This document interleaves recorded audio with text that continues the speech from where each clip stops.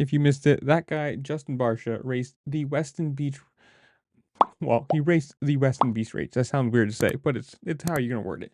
And if you don't know what it is, it's a massive thing. You think enduro race.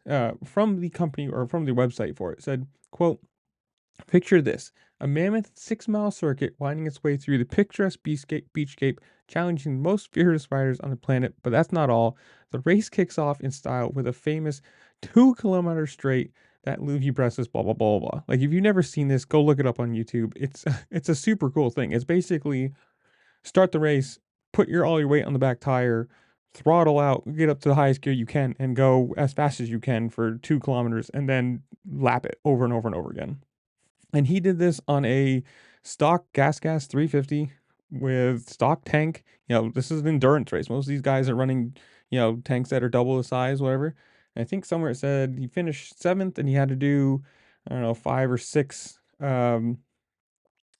gas stops. So if you actually had a set up bike for this, probably would have actually done better. I mean, 7th isn't really bad when you actually consider it, because this isn't a race that's just like easy. This is riding a bike as fast as you possibly can on beach sand. Like, think Southwick, but longer and harder. 6-mile course over and over and over again. It's a pretty big thing. But I don't know, it's kind of cool to see, big names from over here going over there, doing different disciplines or doing races or whatever.